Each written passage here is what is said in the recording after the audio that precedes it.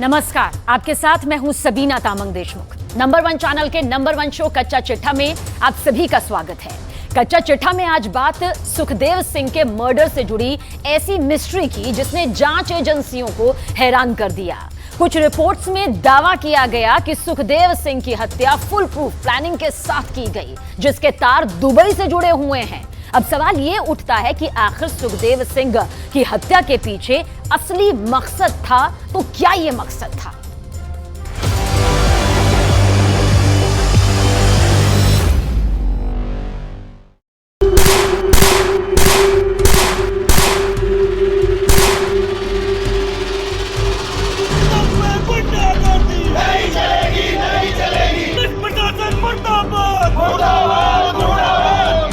शेर को गीदड़ों ने मारा है।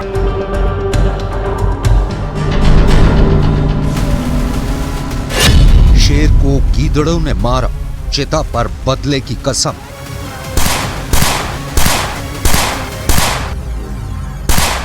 श्री राष्ट्रीय राजपूत करणी सेना के राष्ट्रीय अध्यक्ष सुखदेव सिंह गोगामेडी का अंतिम संस्कार हो गया है। जलती चिता के इर्द गिर्द मौजूद करणी सेना के वफादारों ने कसम खाई है कि सुखदेव की हत्या से जुड़ी एक एक साजिश को बेनकाब किया जाएगा और पता लगाया जाएगा कि सुखदेव की हत्या के पीछे कौन कौन लोग हैं।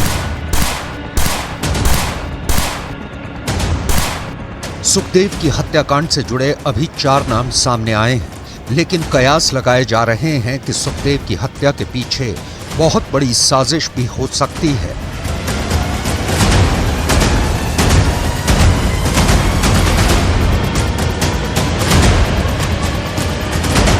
और इस हत्याकांड में और भी बड़े गैंगस्टर शामिल हो सकते हैं।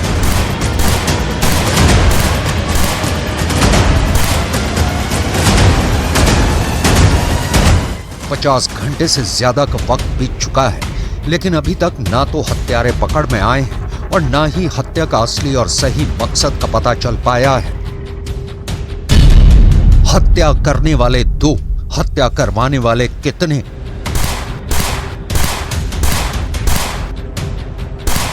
पांच दिसंबर 2023 को दोपहर करीब 1:45 पर सुखदेव सिंह गोगामेडी अपने घर के सोफे पर बैठे दोनों हत्यारों से बात कर रहे थे।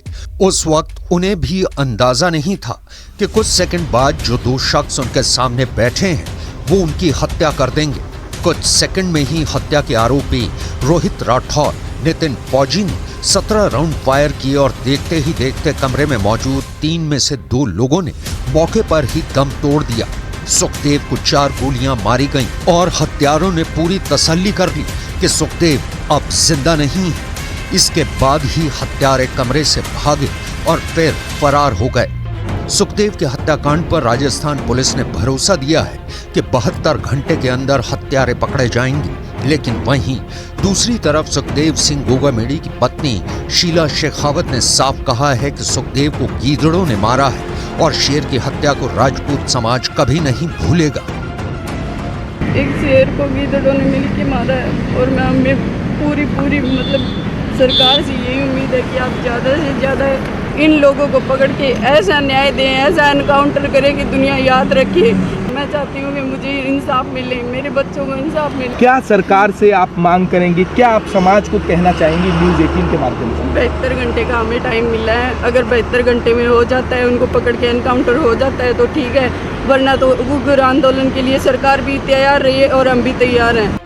सुखदेव सिंह गोगामेडी के अंतिम संस्कार में उमड़ी भीड़ ने साबित कर दिया है कि इस हत्याकांड की आग आसानी से नहीं बुझेगी। राजस्थान, यूपी, हरियाणा, मध्य प्रदेश और पंजाब तक फैली इस हत्याकांड की जड़ें राजपूत समाज को आग बबूला कर चुकी हैं। अंतिम संस्कार में मौजूद हत्यारों को फांसी दो के नारे ये बताने के लिए काफी हैं कि राजस्थान की नई सरकार का सबसे बड़ा इम्तिहान होने जा रहा है।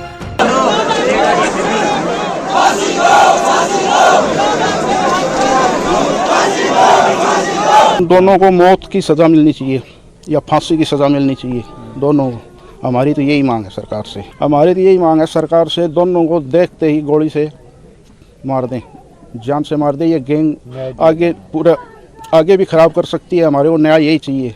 गोगामेडी गांव में राष्ट्रीय राजपूत करणी सेना के प्रमुख सुखदेव सिंह का अंतिम संस्कार हो चुका है। लेकिन मैं आपको बता दूं कि करणी सेना से जुड़े हुए कई लोगों ने सुखदेव की चिता के सामने कसम खाई है कि सुखदेव के सभी हत्यारों को फांसी पर लटकाकर ही दम लेंगे। जबरदस्त गुस्सा और बदले की आग ने करणी सेना के गुस्से को चरम पर पहुंचा दिया है। आने वाले कुछ घंटे राजस्थान पुलिस के लिए बहुत बड़ी चुनौती साबित हो सकते हैं। हत्या करने वाले 2, हत्या करवाने वाले कितने?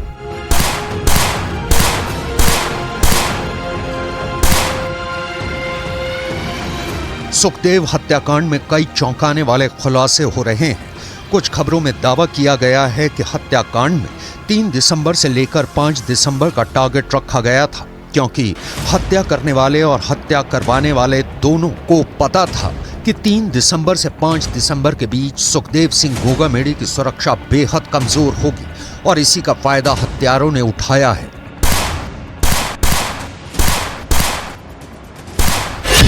राष्ट्रीय राजपूत करणी सेना के राष्ट्रीय अध्यक्ष सुखदेव सिंह गोगामेडी की हत्या के वक्त उनके 5 पर्सनल गार्ड छुट्टी पर थे।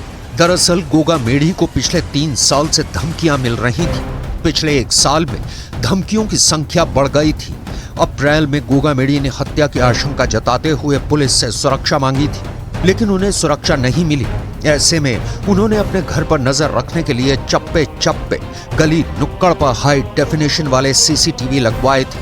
अपनी सुरक्षा में 6 पर्सनल गार्ड तैनात कर दिए थे। लेकिन 5 दिसंबर को सुखदेव सिंह गोगामेडी के 5 पर्सनल गार्ड छुट्टी पर थे और जिसके चलते हत्यारों ने उन्हें आसानी से मार डाला। मैं इधर से जा रहा था, श्यामनगर की तरफ से जा रहा था देवी नगर के लिए। कमरे से बाहर आ रहे थे, मैं इधर से जा रहा था तो मेरे आगे एक 4 व्हीलर चल रही थी। एक बंदे ने तो उस 4 व्हीलर पे चलाया और वो दूसरे ने मेरे पास आके मेरे को सीधी कनपट्टी लगा दी यहाँ। आपने देखा, उनको पहचान सकते हैं आप? मैं नहीं पहचान सकता, वो तो एकदम से आए, रेसे लगा के चले गए। तो आपकी स्कूटी पे ले गए? हाँ, स्कूटी ले गए। फिलहाल रोहित गोदारा विदेश में है। पुलिस को शक है कि रोहित गोदारा ने संपत नेहरा के साथ मिलकर इस हत्याकांड को अंजाम दिया है। संपत अभी पंजाब की भटिंडा जेल में बंद है। पुलिस ने उसे 15 दिसंबर तक रिमांड पर लिया है। सुखदेव सिंह गोगामेडी को 4 गोलियां मारी गईं।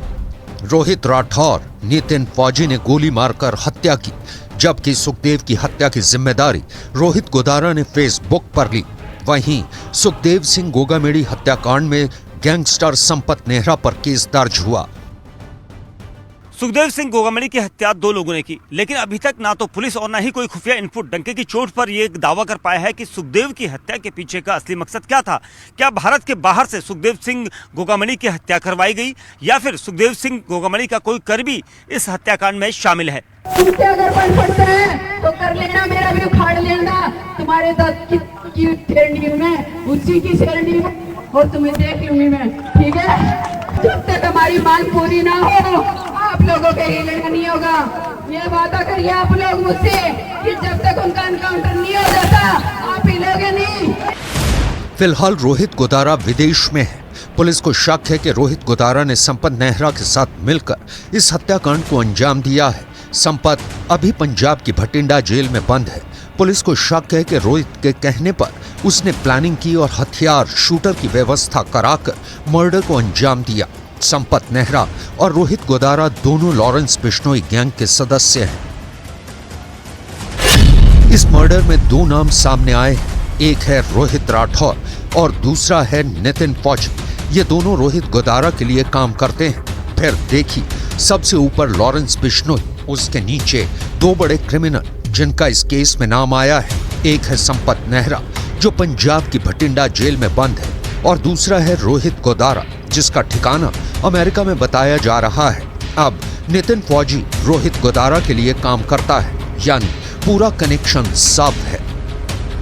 5 साल तक कांग्रेस की सरकार रही, तब उन पे हमला नहीं हुआ। गहलोत सरकार रही, सुरक्षित रहे करणी सेना कहते। ये तो नापाक कदम, गुंडों अपराधियों को बढ़ावा देने वाली।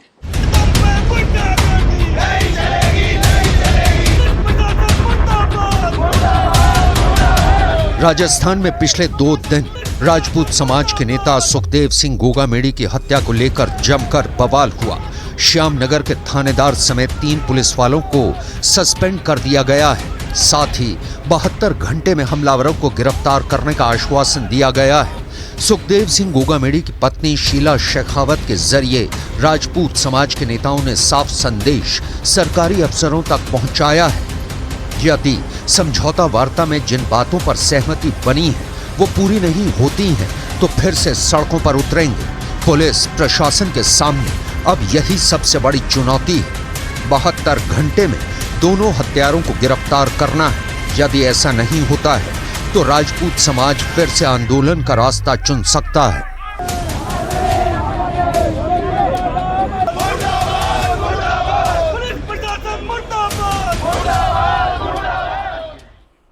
और इस वक्त पाकिस्तान में आतंकी संगठनों की मीटिंग पर मीटिंग हो रही है। आतंकी आकाओं ने फरमान जारी किया कि उनका कोई भी साथी मस्जिद में नमाज नहीं पढ़ेगा, क्योंकि जिस तरह आतंकी हंजला मारा गया उनकी भी हत्या हो सकती है।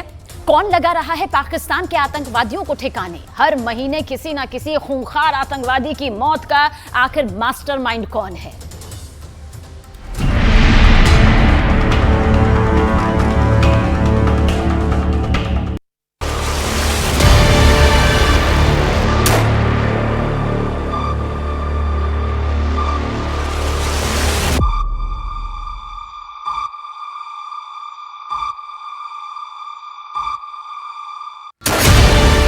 पाकिस्तान के टेरर वर्ल्ड में हाहाकार।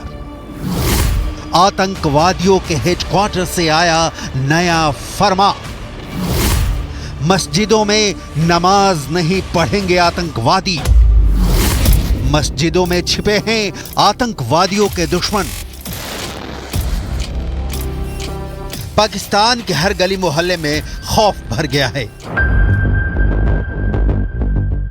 AK-76 धारी, AK-47 धारी बम गोला बारूद से खेलने वाले आतंकवादी अब खून के आंसू रो रहे हैं। चुन चुनकर कब्रिस्तान में सुलाए जा रहे हैं। दिन दहाड़े कहीं भी किसी भी वक्त किसी भी आतंकवादी सरगना की गोलियों से छलनी लाश मिल सकती है।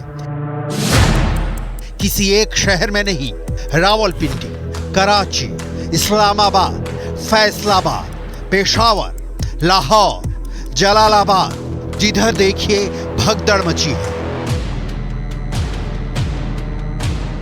आवाम के बीच नहीं, आतंकवादियों के आकाओं के बीच। आतंकी संगठन कोई भी हो, आतंकी सरगना कोई भी हो, सबके हलक सूख रहे हैं। कोई और देश नहीं, कोई और खुफिया एजेंसी नहीं, बल्कि पाकिस्तान में बैठे आतंकियों के सरगनाओं ने ही कबूल कर लिया है कि उनकी गर्दन किसी भी वक्त कलम की जा सकती है। कौन ठिकाने लगा रहा है पाकिस्तान में आतंकवादियों को? किसके इशारे पर चल रही है पाकिस्तान में आतंकवादियों की मौत की फैक्ट्री? क्यों पाकिस्तान में आतंकवादियों को ISI चाह कर भी नहीं बचा पा रही? किसने ली है पाकिस्तान के आतंकवादियों को मारने की सुपारी? कौन है आतंकवादियों का सुपारी किलर? एक के बाद एक मोस्ट वांटेड आतंकवादियों की हत्या से आतंकी संगठनों के आकाओं को भी अपने और अपने गुर्गों की हत्या का डर सताने लगा है। पाकिस्तान के कई आतंकी संगठनों ने अपने आतंकियों को मस्जिद में जाकर नमाज नहीं पढ़ने की हिदायत दी है। आतंकवादियों से कहा गया है कि किसी भी मस्जिद में किसी भी समय नमाज अदा करने ना जाएं, क्योंकि मस्जिद में भी अज्ञात बंदूकधारी उन्हें अपना निशाना बना रहे हैं। सुबह की नमाज भी अपने घर पर ही अदा करनी चाहिए। जलसा और निकाह पार्टी में भी नहीं जाना चाहिए। यह हकीकत है पाकिस्तान के आतंकवादियों की। खुद के ठिकाने पर महफूज नहीं और दुनिया भर में अपना राज कायम करने के लिए मरे जा रहे हैं। अपनी जान तो बचा नहीं पा रहे, दुनिया पर हुकूमत करेंगी। कुछ आंकड़े देखिए, पाकिस्तान में कैसे आतंकवादियों की बेमौत वाली मौत हो रही है। इसी दिसंबर महीने में पाकिस्तान में 2 आतंकवादियों की हत्या हो गई। पहला मोस्ट वांटेड आतंकी लश्कर-ए-तैयबा का सदस्य अदनान अहमद उर्फ हंजला अदनान था। लश्कर आतंकी अदनान अहमद की कराची में गोली मारकर हत्या कर दी गई। हंजला 2016 में पंपोर में CRPF काफिले पर हमले का मास्टरमाइंड था। इस हमले में 8 जवान शहीद हुए थे, जबकि 22 जवान जख्मी हुए थे। हंजला ने साल 2005 2015 में जम्मू के उधमपुर में बीएसएफ काफिले पर हमला करवाया था। इस हमले में 2 बीएसएफ के जवान शहीद हुए थे, जबकि बीएसएफ के 13 जवान जख्मी हुए थे। ऐसे आतंकी के मारे जाने पर पाकिस्तान में मातम पसरा है। पाकिस्तान की आतंक परस्ती की डिटेल आपको आगे दिखाएंगे। अभी मारे गए आतंकियों की अपराध कथा। दूसरा आतंकी जो दिसंबर यानी इसी महीने मारा गया, उसका नाम है अहले सुन्नत वल जमात नाम के आतंकी संगठन का सदस्य बिलाल मुर्शिद। आतंकी बिलाल मुर्शिद को भी किसी अज्ञात बंदूकधारी ने कराची में गोली मार दी। एक के बाद एक आतंकियों की हत्या से पाकिस्तान के आतंकी संगठनों में खलबली मच गई है। इस साल मारे गए आतंकियों की पूरी फहरिस्त आपकी स्क्रीन पर है। नवंबर 2023 लश्कर के आतंकी अकरम गाजी की हत्या। अक्टूबर 2023 आतंकी शाहिद लतीफ की हत्या। सितंबर 2023 लश्कर के रियाज अहमद उर्फ अबू कासिम की हत्या। फरवरी 2023 हिजबुल के आतंकी बशीर अहमद पीर की हत्या। फरवरी 2023 अल-बद्र के पूर्व कमांडर सैयद खालिद रजा की हत्या। मार्च 2023 आतंकवादी सैयद नूर शालोबर की हत्या। खून का सौदा करने वाले खून से लथपथ किसी सड़क किनारे मरे मिल रहे हैं। बंदूक की नली से पाकिस्तान की जनता को अपने तलवे के नीचे रखने वाले आतंकवादियों को समझ नहीं आ रहा है कि उनकी जान का प्यासा ये नया दुश्मन कौन है। आर्मी हेडक्वार्टर रावलपिंडी और इस्लामाबाद से डायरेक्ट कनेक्ट होने के बावजूद आतंकवादियों का माथा चकरा गया है कि उन्हें मार कौन रहा है। पाकिस्तान के आतंकवादियों का सुपारी किलर कौन? नतीजा है कि पाकिस्तान में बाहर नहीं निकलने की पाबंदी के चलते आतंकवादी नाराज हो गए हैं। पाकिस्तान में 24 घंटे में आग लगने के 3 बड़े हादसे हुए हैं और पुलिस की शुरुआती जांच में आशंका जताई जा रही है कि यह आतंकियों की करतूत हो सकती है। आग की तीनों ही घटनाओं में पुलिस को साजिश की बू आ रही है। माना जा रहा है कि एक के बाद एक अपने साथियों की हत्या और खुद पर बाहर नहीं निकलने की पाबंदियों के चलते आतंकवादी पाकिस्तानी सेना से नाराज हैं और अपना गुस्सा इस तरह हादसों की शक्ल में बाहर निकाल रहे हैं।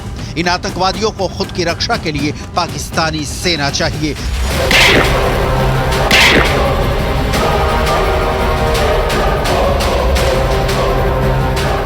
क्योंकि लश्कर तैयबा का आका हाफिज सईद खौफ में है। जैश मोहम्मद का सरगना मसूद अजहर भी दहशत में है। हिजबुल मुजाहिदीन के मुखिया सैयद सलाहुद्दीन का हलक सूख गया है। पाकिस्तान में पनाह लिए और पाकिस्तानी फौज की सरपरस्ती में भारत के खिलाफ आतंकी साजिशें रचने वाले करीब 12 आतंकवादी संगठनों में खौफ ज्यादा है, क्योंकि इस साल मार्च से लेकर अब तक 9 आतंकवादियों की हत्या कर दी गई है। पाकिस्तान में औसतन हर महीने एक आतंकी की हत्या हो रही है। पाकिस्तान के आतंकवादियों का सुपारी किलर आखिर कौन है? इस सवाल का जवाब आपको दुनिया की किसी भी फाइल में नहीं मिलेगा। पाकिस्तान में जो आतंकवादी मारे गए हैं उनकी आतंकी स्टोरी बहुत डरावनी है। इन आतंकवादियों ने इंसानियत का खून बहाया है और अब मर रहे हैं, तो इन्हें प्रोटेक्शन चाहिए। यह प्रोटेक्शन क्या पाकिस्तान से इन आतंकवादियों को मिलेगा, इसके डिटेल आपको आगे दिखाएंगे। अभी उस अदृश्य कातिल की तलाश जिसने आतंकवादियों के सीने में कभी ना खत्म होने वाला खौफ भर दिया है। पाकिस्तान के आतंकवादियों का सुपारी किलर कौन? पाकिस्तानी मामलों के जानकारों का मानना है कि खुफिया agency ISI use and throw के फॉर्मूले पर चलती है। लिहाजा आतंकवादियों की लगातार हो रही हत्या के पीछे मुख्य रूप से 3 थ्योरी की चर्चा हो रही है।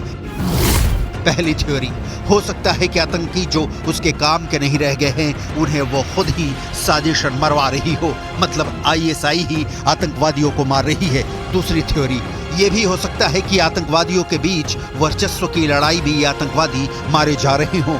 तीसरी थ्योरी, पाकिस्तान को आतंकियों की वजह से ब्लैक लिस्टेड होने का डर बना रहता है। ऐसे में हो सकता है कि सरकारी मशीनरी के जरिए ही इनका खात्मा किया जा रहा हो। पाकिस्तान के आतंकवादियों की हत्या की वजह जो भी हो, भारत के लिए यह अच्छी खबर है। पाकिस्तान ही नहीं, अफगानिस्तान या कनाडा में भी भारत के खिलाफ खूनी साजिश रचने वाला कोई मारा जाए तो ये बेहद अच्छी खबर होगी। लेकिन पाकिस्तान के आतंकवादी समूह अपने खूनी यारों की मौत का कारण भारतीय खुफिया एजेंसियों को मानते हैं, जिस तरह से खालिस्तानी आतंकी हरदीप सिंह निज्जर की हत्या का आरोप भारत पर मढ़ा, लेकिन बार बार सबूत मांगने के बावजूद कनाडा के प्रधानमंत्री जस्टिन ट्रूडो इसका सबूत नहीं दे पाए, वही हाल पाकिस्तान और पाकिस्तान में पल रहे आतंकवादियों का है। यह पूरी दुनिया जानती है कि पाकिस्तानी आईएसआई ने हिजबुल मुजाहिदीन प्रमुख सैयद सलाहुद्दीन, जैश ए मोहम्मद का सरगना मसूद अजहर और लश्कर ए तैयबा प्रमुख हाफिज सईद को सुरक्षा घेरा दिया है। इन्हें बुलेट प्रूफ गाड़ियां मुहैया कराई गई है। इन्हें सतर्क किया गया है कि अपने ठिकाने से बाहर नहीं निकले। असल में पाकिस्तान अराजकता के दौर में है। कहीं कोई सरकार, शासन, नियम या कायदे की जगह नहीं है। देश आर्थिक रूप से कंगाल हो चुका है। फैक्ट्रियां बंद हो गई हैं। बेरोजगारों की भीड़ उमड़ रही है। यहाँ तक कि आवाम को 2 जून का खाना जिस दिन नसीब हो जाता है, अल्लाह का शुक्रिया अदा करते ही दिन कट रहे हैं। बस आतंकवाद ने पाकिस्तान की सरकार, सेना और अफसरशाही सबको पंगु बना दिया है। मजहबी खाल ओढ़े इन आतंकवादियों ने पाकिस्तान की आने वाली कई नस्लों को नफरती तेजाब में डुबो दिया है। इनके मारे जाने पर पाकिस्तान को खुश होना चाहिए, लेकिन पाकिस्तान दुखी है क्योंकि उसके असली बेटे पाकिस्तान के फौजी नहीं, आतंकवादी हैं। इजराइल और हमास की महाजंग में बहुत ही बड़ा ट्विस्ट आ गया। कतर में छिपे बैठे हमास के चीफ इस्माइल हानिया ने वहां से सीधा पाकिस्तान को याद किया। हमास अपने दोनों दोस्तों ईरान और हिजबुल्लाह से बेहद नाराज है, इसलिए अब उसने धर्म का वास्ता देकर पाकिस्तान से उसका एटम बॉम्ब मांग लिया।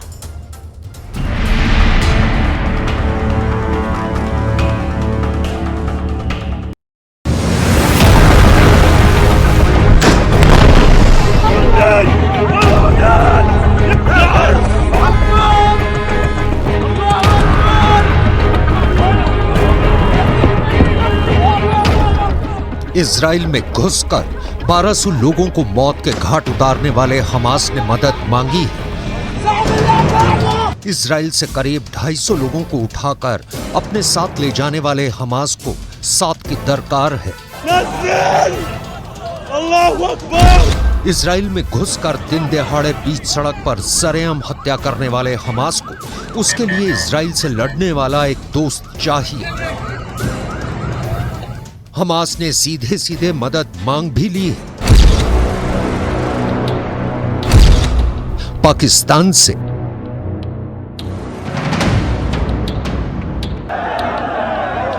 उस कंगाल पाकिस्तान से जिसके खुद के खाने के लाले पड़े हैं, जिससे अपने ऊपर चढ़ा बेइंतहा कर्ज उतारा नहीं जा रहा, जो खुद दिवालिया होने की कगार पर खड़ा है, और तो और जो खुद अपने यहां हो रहे आतंकी हमलों पर लगाम नहीं लगा पा रहा। ऐसे कमजोर और खस्ता हाल पाकिस्तान में हमास को अपना मददगार नजर आ रहा है।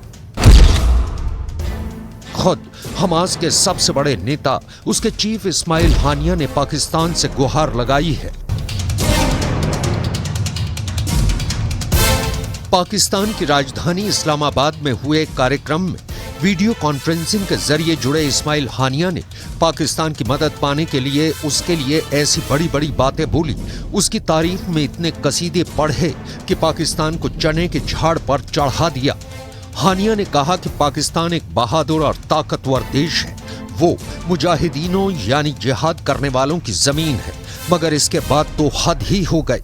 हानिया ने कह दिया कि अगर पाकिस्तान इजराइल के सामने खड़ा हो जाए तो इजराइल की इतनी हिम्मत नहीं कि वो गाजा पर हमले करता रहे।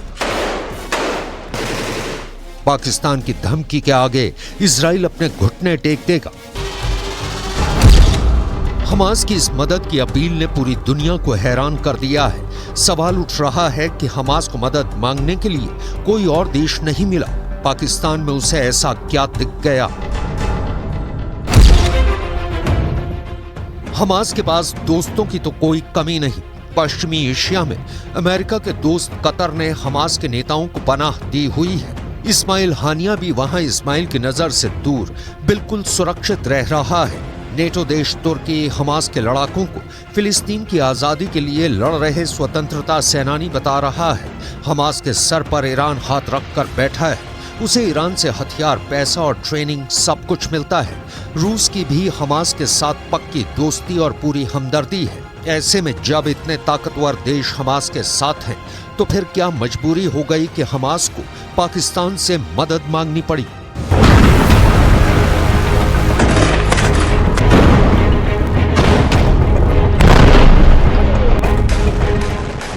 तो बात ऐसी है कि ये देश इजराइल को ललकार तो रहे हैं, उसे जमकर खरी खोटी सुना रहे हैं, लेकिन हमास के साथ इजराइल से लड़ने नहीं उतर रहे हैं। और हमास को इस वक्त जंग के मैदान में उसके साथ लड़ने वाले एक साथी की जरूरत है। इसलिए हमास गुस्से में है। पिछले महीने ये खबर आई थी कि हमास, ईरान और हिजबुल्लाह अपने दोनों साथियों से नाराज है, क्योंकि प्लान ये था कि सबसे पहले हमास इजराइल पर हमला करेगा, जो कि उसने 7 अक्टूबर को किया भी। प्लान के तहत हमास के लड़ाकों ने कैलेंडर में तारीख बदलते ही 7 अक्टूबर को इजराइल पर अब तक का सबसे भयानक आतंकी हमला कर दिया। इसके बाद बारी थी हिजबुल्लाह और ईरान के मैदान में उतरने की। इजराइल के उत्तर में मौजूद लेबनान से हिजबुल्लाह को इजराइल पर धावा बोलना था। वहीं मीलों दूर पूर्व में बैठे ईरान को इजराइल के खिलाफ अपनी पहली और आखिरी जंग छेड़नी थी।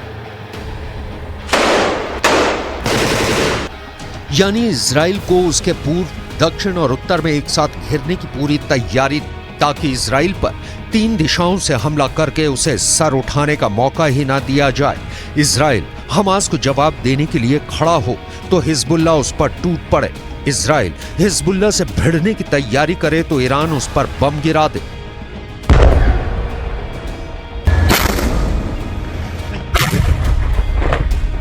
ये बहुत ही सोच समझकर बनाया गया फुल प्रूफ प्लान था, क्योंकि हमास से लड़ना इजराइल के लिए बाएं हाथ का खेल है।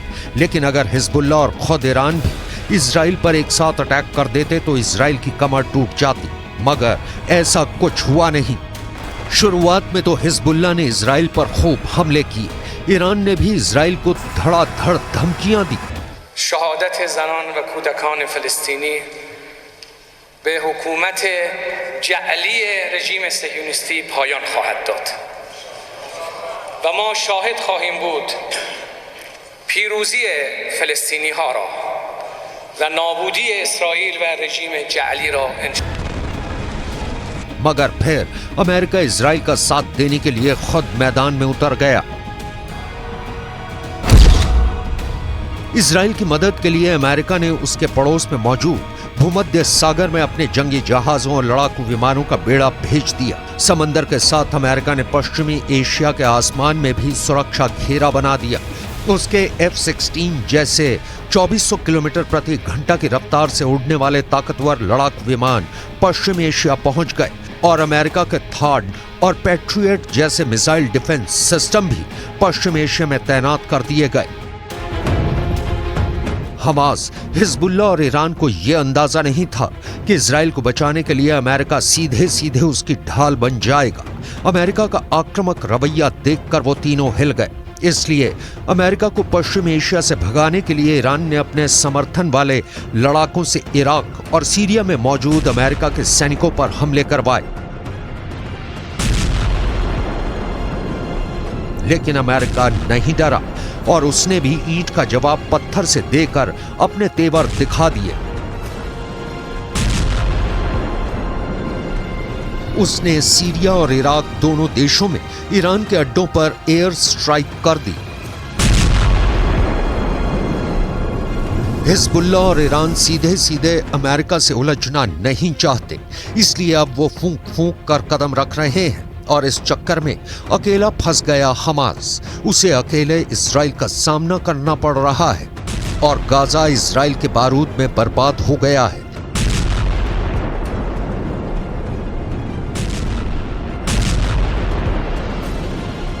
इसलिए हमास पाकिस्तान को मक्खन लगाकर अपना उल्लू सीधा करना चाहता है, लेकिन पाकिस्तान हमास की क्या मदद कर सकता है? तो पाकिस्तान के पास हथियारों की कमी नहीं, वो यूक्रेन को भी रूस से लड़ने के लिए हथियार और गोला बारूद दे रहा है। और सबसे बड़ी बात ये कि पाकिस्तान के पास परमाणु बम है।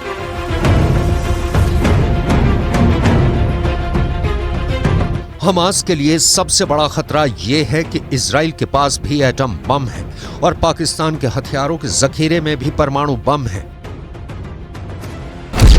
पाकिस्तान के पास 170 परमाणु बम है और जिस इजराइल से हमास लड़ रहा है उसके पास सिर्फ 90, यानी परमाणु हथियारों के मामले में पाकिस्तान का पलड़ा भारी है। पाकिस्तान इजराइल को देश भी नहीं मानता और हमेशा फिलिस्तीन के साथ खड़ा रहा है। ऐसे में वो हमास की मदद कर सकता है। हमास ईरान से तो मुंह नहीं मोड़ेगा और अगर उसे पाकिस्तान का भी साथ मिल गया तो इस लड़ाई में इजराइल और अमेरिका के खिलाफ बहुत बड़ी टीम खड़ी हो जाएगी। ऐसी टीम जिसमें रूस भी होगा, ईरान भी, तुर्की भी और चीन भी।